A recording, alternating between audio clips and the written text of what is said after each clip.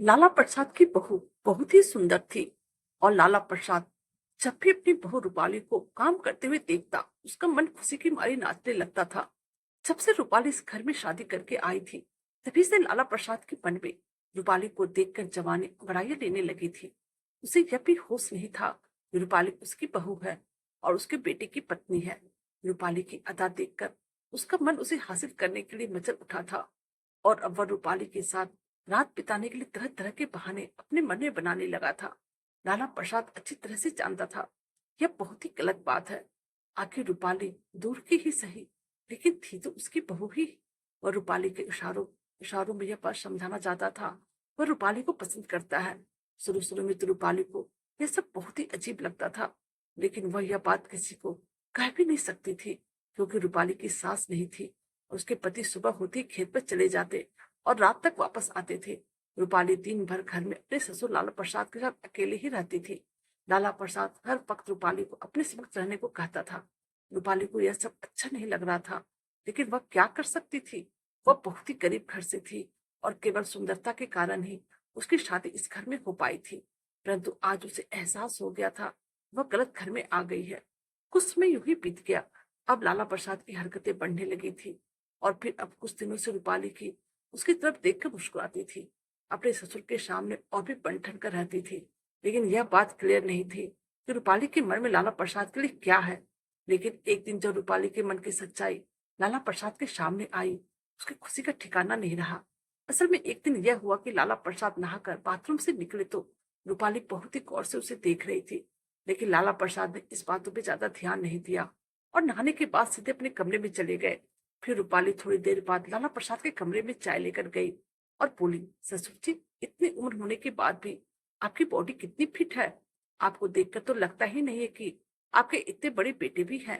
अपनी तारीफ सुनकर लाला प्रसाद मन ही मन मुस्कुरा रहे थे। फिर वो रूपाली से कहने लगा, अब पहले जैसी बात नहीं रही। पहले मेरी बॉडी इससे भी तगड़ी थी और अब बुढ़ापे में बिना बीबी के कहाँ बॉडी मिलेगी। तुम्हारी सास रहती तो अपनी बॉडी का मसाज करवाता रहता जिससे कि मेरे शरीर में और भी फुर्ती आती और तंदुरुस्ती बनी रहती। इस बात तो रूपाली और भी उत्साहित होकर और मस्का लगाते हुए लाला प्रसाद को कहने लगी, क्या बात कर रहे हैं ससुर जी, अभी तो आपके अंदर बहुत ही दम है और आपको देखकर मुझे ऐसा लगता है कि आपके बेटे से ज्यादा आप में ही दम है। इतना कहते कहते रूपाली लाला प्रसाद से सटकर बैठ गई। उसके इस तरह से सटकर बैठने पे लाला प्रसाद ने रूपाली को कुछ भी नहीं कहा और वह बस रूपाली की बातों को सुने जा रहा था। लेकिन कभी कभी रूपाली बात करते करते लाला प्रसाद को टच भी कर लेती थी। थोड़ी देर बात करने के बाद लाला प्रसाद ने रूपाली से कहा, तुमसे मुझे एक बात कहना है, कह दो। रूपाली लाला प्रसाद की आंखों में देखकर बोली, हाँ बाबूजी, कहिए ने क्या बात है। फिर लाला प्रसाद कहने लगे, रूपाली, तुम बहुत ही अच्छी लगती हो। लाला प्रसाद के मुंह से यह बात सुनकर रूपाली शर्माते हुए कहने लगी, अच्छा, यह तो मैं जानती ही नहीं थी, परंतु अब आपके मुंह से सुन लिया तो मुझे बहुत ही अच्छा लगा। फिर यह कहकर रूपाली मुस्कुराते कमरे से बाहर निकल गई। अपने बहू को ऐसे मुस्कुराते देखकर लाला प्रसाद ने सोचा कि लगता है रूपाली भी उसे पसंद करने लगी है क्योंकि लाला प्रसाद ने रूपाली की आंखों में अपने लिए प्यार देख लिया था। शाम को जब सभी लोग बैठकर खाना खा रहे थे तब लाला प्रसाद ने नोटिस किया कि रूपाली बड़ी ही गौर से बस उसे ही देखे जा रही थी और बार बार कुछ इशारे उसकी तरफ कर रही थी। जब थोड़ी देर बाद लाला प्रसाद का बेटा खाना खाकर वहां से चला गया तब लाला प्रसाद ने रूपाली से पूछा, रूपाली, तुम इशारे में मुझे क्या कह रही थी। मुझे कुछ समझ में नहीं आया। फिर रूपाली ने कहा, ससुर जी, आप एकदम हीरो की तरह लग रहे हैं। लाला प्रसाद ने कहा, क्या बात कर रही हो बहू। तभी अचानक से रूपाली का पति वहां पर वापस आ गया और उसको देखकर दोनों शांत हो गए और लाला प्रसाद खाना खाने लगे। खाना खाने के बाद लाला प्रसाद ने सोचा, किसी बहाने से रूपाली को कमरे में बुलाता हूँ। उसके बाद लाला प्रसाद ने फिर से रूपाली को कहा, बहू, काम करने के बाद मेरे कमरे में आकर मेरा पैर दबा देना और हो सके तो थोड़ा मालिश भी कर देना। आज शरीर और पैर में बहुत ही दर्द है। इस बात तो रूपाली के पति ने भी कहा, हाँ रूपाली, पापा के पैर दबा देना और थोड़ा मालिश भी कर देना। फिर थोड़ी देर बाद लाला प्रसाद अपने कमरे में लेटे रूपाली के आने का इंतजार करने लगे थे लेकिन वह नहीं आई। 2 घंटे बाद जब रूपाली ससुर के कमरे में आई तब उसने पूछा, ससुर जी, सच में तेल मालिश करवाना है या फिर कुछ और है। लाला प्रसाद ने रूपाली की आंखों में देखकर पूछा, तुम्हें कैसे पता चला कि मैं तुम्हें हासिल करना चाहता हूँ। रूपाली ने कहा, स्वाभाविक है, क्योंकि मैं तो आपको पहले दिन से आपके मन की भाषा समझ लिया था। आपके मन में मेरे लिए क्या चल रहा है? और मुझे समझ में यह भी नहीं आ रहा कि मेरे पति को आपके असली बेटे नहीं है, बल्कि आपने उन्हें गोद लिया है और आपने मुझ जैसी खूबसूरत लड़की की शादी इसलिए अपने गोद लिए हुए बेटे से करवाए ताकि आप इस उम्र में भी मेरे साथ मस्ती कर सके। क्योंकि आपकी उम्र देखकर कोई भी माँ-बाप अपनी जवान बेटी की शादी आपसे नहीं करवाता। लेकिन मुझे पता है कि आप में बहुत ही दम है। यह सब कहते-कहते रूपाली अपने ससुर के पैर दबाने लगी और उसके बाद पैर दबाते-दबाते लाला प्रसाद के साथ अपना संबंध भी बनाने लगी।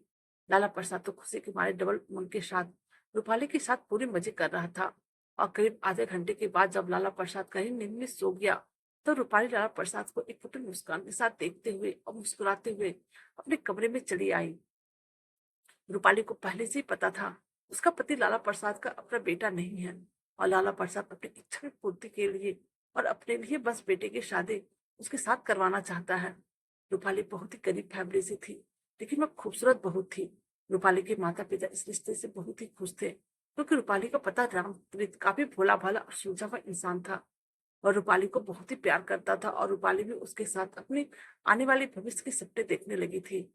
लेकिन उसे इस घर में लाला प्रसाद से बचकर रहना था और वह नहीं चाहती थी कि हर वक्त वह डर के साए में अपनी जिंदगी जिए। लाला प्रसाद के गांव में बहुत इज्जत थी। वह ऊपर से तो बहुत ही सज्जन आदमी दिखाई देता था, लेकिन अंदर से वह औरत के मामले में बहुत ही नीच आदमी था और आज उसने अपने घर की इज्जत पे हाथ डाला था। तो वह बहुत ही रोई। उसने एक नजर अपने पति रामप्रीत की तरफ देखा, लेकिन रामप्रीत गहरी नींद में सो गया था। उसे कुछ भी होश नहीं था। आज रात लाला प्रसाद और रूपाली के बीच क्या हुआ है? लाला प्रसाद ने अपने खेतों की सारी जिम्मेदारी रामप्रीत के ऊपर सौंप दिया था। वह दिन भर खेतों में मजदूरी से काम करता रहता था और सुबह निकलने के बाद रात में घर आता था। नई नई शादी होने पर भी लाला प्रसाद ने उसे घर में रहने के लिए बिल्कुल समय नहीं दिया था। वह नहीं चाहता था कि रामप्रीत रूपाली के करीब रहे। आज रात रूपाली की आंखों में नींद नहीं थी। उसको अपने आप से घिन हो रहा था। वह उठी और शॉवर के नीचे जाकर अपने जिस्म को तब तक नहलाती रही जब तक कि उसका मन न भर गया हो। उसका मन कर रहा था कि वह चीख चीख कर रोए और लाला प्रसाद की सारी हकीकत सभी को बता दे, लेकिन लाला प्रसाद के साथ साथ उसकी भी बदनामी होती और उसके माँ बाप कहीं मुंह दिखाने लायक नहीं रहते, क्योंकि आज रात जो कुछ भी हुआ था रूपाली और लाला प्रसाद की सहमति से ही हुआ था। रात कैसे बीती रूपाली को कुछ भी होश नहीं रहा। कब उसकी आंखें लग गई उसे कुछ भी पता नहीं चला और जब उसकी आंखें खुली तो सवेरा हो चुका था। उसने घड़ी की तरफ देखा तो अभी घड़ी में 5 बज रहे थे। एक नजर उसने रामप्रीत पर डाला तो देखा कि वह तो अभी भी गहरी निद्रा में सोए हुए थे। अब रूपाली उठकर सीधे किचन में गई और चाय बनाकर लाला प्रसाद के कमरे में चली आई। अपने कमरे में सुबह सुबह रूपाली को देखकर लाला प्रसाद का चेहरा फिर से खिल उठा था। उसने रूपाली को कहा, इतनी दूर क्यों खड़ी हो, आओ मेरे पास। अब तो हम दोनों के बीच में कोई भी पर्दा नहीं रहना चाहिए। कल रात तुमने मुझे जो आनंद दिया उसके लिए मैं कब से तड़प रहा था। रूपाली चुपचाप लाला प्रसाद की बातें सुने जा रही थी। फिर लाला प्रसाद ने कहा, सुनो, जैसे ही रामप्रीत खेतों के लिए निकल जाएगा आज हम दोनों एक साथ बातों में रोमांस करेंगे। मैं चाहता हूँ कि तुम अपने हाथों से मेरे बदन पर। इससे पहले कि लाला प्रसाद आगे की बात कहता, रूपाली ने कहा, हाँ ससुर जी, क्यों नहीं, लेकिन उससे पहले मैं आपको कुछ दिखाना चाहती हूँ। और यह कहकर रूपाली ने अपने फोन पर एक वीडियो लाला प्रसाद को चला कर रख दिया। उस वीडियो को देखने के बाद लाला प्रसाद के पैरों के नीचे से जमीन निकल गई। उसके होश हवास उड़ गए। यह वही वीडियो था जो रूपाली ने पिछली रात को चोरी छुपे अपने फोन में बना लिया था, जिस वक्त लाला प्रसाद रूपाली के साथ संबंध बना रहा था। वीडियो देखते ही लाला प्रसाद उससे तिलमिला उठा। उसने कहा, बहू यह क्या है?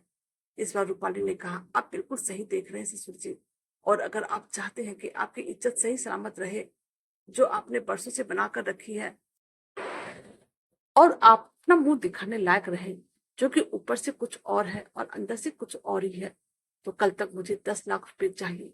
नहीं तो मैं वीडियो आपके बेटे और पूरे समाज को दिखा दूंगी और आइंदा से कर कभी भी मुझे अपने हवस का शिकार बनाना चाहा, यह मत भूलिएगा कि वह दिन आपके जीवन का आखिरी दिन होगा। रूपाली की आंखों में अंगारे बरस रहे थे। वह बहुत ही गुस्से में थी। लाला प्रसाद एकदम से चुप हो गया। उसे एक शब्द भी नहीं निकल रहा था।